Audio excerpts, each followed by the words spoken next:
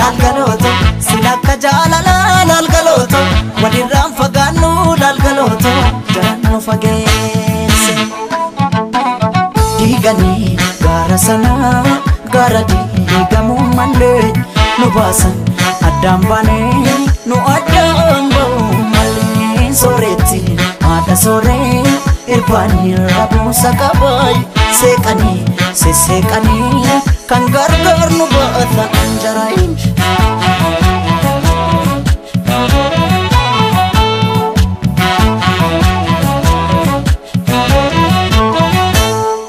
Ogalaanetiya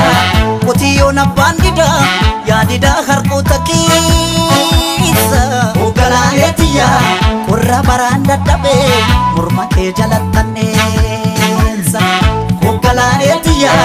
sululta looniin tiksu darabaatti galchiidha Ogalaanetiya yooman dhufeessi akka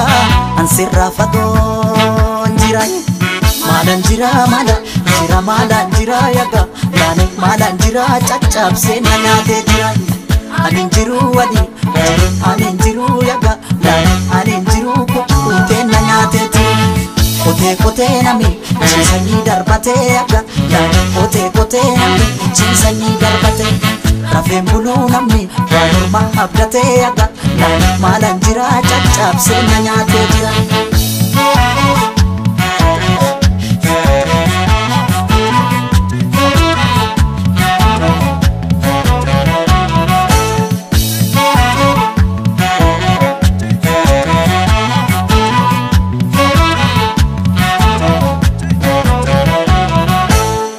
lalgaloto gullalleen kan tufaa lalgaloto gaara bichuu turii lalgaloto galaan finfinnee maasee lalgaloto silakka jaalala lalgaloto walirraan fagaannu lalgaloto jarannu fageesse lalgaloto gullalleen kan tufaa lalgaloto gaara bichuu turii lalgaloto galaan finfinnee maasee lalgaloto silakka jaalala lalgaloto walirraan fagaannu lalgaloto jarannu fageesse diiganii gaara sana gaara diigamuu malee nu baasan addaan baanee nu addaan ba'uu malee sooretti haadha sooree irbaanii rabuusa qabaay seeqanii seeseeqanii kan gargaar nu baata anjaraayin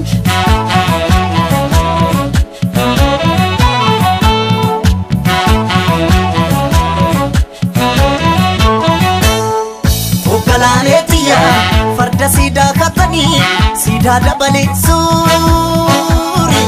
Ogalaanetiya erga nu daangeessanii barrii turee buulee Ogalaanetiya waddeessi jiraa gubee amboorraa calaqqiisi Ogalaanetiya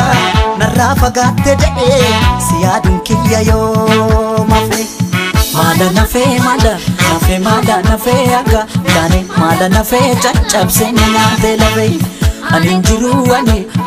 anin jiru yaga yaani anin jiru kukkutee na nyaatee cuwaa jetti simbirroon halkanii yaga yaani cuwaa jetti simbirroon halkanii nama garaan dhaane ilmamuun arganii yaga yaani maalan jira caccabsee na nyaatee jiran maalan jira maalan jira yaga yaani maalan jira caccabsee na nyaatee jiran anin jiru anin jiru yaga yaani anin jiru kukkutee na nyaatee jiran kotee nami ciisanii darbatee yaga yaani kotee nami ciisanii darbatee rafeen buluu namni